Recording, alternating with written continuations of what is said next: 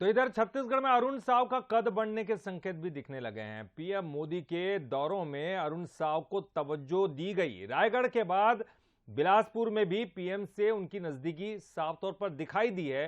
Road show के दौरान PM के साथ अरुण साव अकेले दिखे हैं और इसी बात को लेकर जो है इस तरह के कयास लगाए जा रहे हैं। पार्टी में एक धड़ा जो है साव को सीएम का दावेदार भी बताता रहा है। और देखिए तस्वीरों में भी साव की नजदीकी दिखाई दी है पीएम के साथ और अकेले वो दिखाई दिए। तो ऐसे में कहीं ना कहीं संकेत मिल रहे हैं। तो आपको बता दें कि रायगढ़ के बाद बिलासपुर में भी ये जो है नजदीकी दिखाई दी। तो बिलासपुर की ये तस्वीरें देखिए, अरुण साव नजदीक दिखाई दे रहे हैं। और दो तस्वीरें आप देखिए 14 सितंबर और 30 सितंबर की, ये दो तस्वीरें। रायगढ़ देखिए साव उनके भी नजदीक उस वक्त भी थे और आज भी ठीक वैसी लगभग वैसी तस्वीरें दिखाई दे रही है। अकेले साव उनके साथ है। तो इसी से कई तरह के कयास लग रहे हैं, संकेत इस तरह के जो है दिखाई दे रहे हैं कि अरुण साव का कद बढ़ सकता है। और इस वक्त हमारे साथ छत्तीसगढ़ के स्टेट एडिटर आदित्य नामदेव जी जुड़ गए हैं।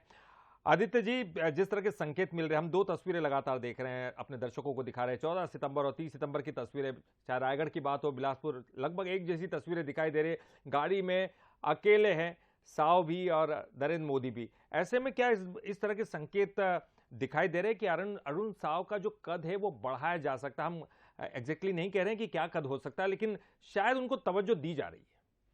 बिल्कुल, देखिए प्रदेश अध्यक्ष हैं ललित जी अरुण साव, सांसद भी हैं बिलासपुर से और पार्टी ने पूरी तैयारी करके रखी उन्हें विधानसभा चुनाव लड़वाने की। देखिए सीधे तौर पर अगर सरकार बनती तो पहला हक तो देखिए ललित जी प्रदेश अध्यक्ष का ही होता है सीएम पद के लिए। हमने 2000 से 2003 भी देखा है, रमन सिंह केंद्रीय मंत्री पद त्याग कर आए थे। 2000 से 2003 वो प्रदेश अध्यक्ष है और 2003 में जब सरकार बनी तो रमन सिंह ही छत्तीसगढ़ के मुख्यमंत्री बने।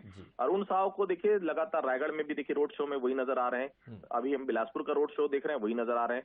अरुण साव ओबीसी के बड़े नेता हैं, साहू समाज का प्रतिनिधित्व करते हैं। ओबीसी की आबादी छत्तीसगढ़ में सबसे ज्यादा है और बिलासपुर बेल्ट जो है संभाग वो पूरा ओबीसी वोटर्स के इर्द गिर्द ही घूमता है। ऐसे में वहां पर अपने साथ रखना, रायगढ़ भी बिलासपुर संभाग में आता है, वहां पर भी साथ रखना, ये इशारा देने के लिए काफी है कि निश्चित तौर पर बहुत बड़ी जिम्मेदारी अरुण साव को अगर सरकार बनती है तो निश्चित तौर पर भारतीय जनता पार्टी की तरफ से मिलेगी। अब देखिए मंच से ये कहना कि पिछड़ों को गाली देती है कांग्रेस, ये बोलना उस गढ़ में जहां पर ओबीसी का गढ़ है, उस गढ़ में जो कि नरेंद्र मोदी भी खुद ओबीसी समुदाय से आते हैं, ये बड़े कई संकेत छुपे हुए हैं उनके आज के भाषण में भी और अरुण साव को साथ रखने में भी। कोई दो राय नहीं कि अरुण साव एक बहुत बड़ा चेहरा बनकर उभर सकते हैं अगर भारतीय जनता पार्टी की सरकार छत्तीसगढ़ में आती है तो।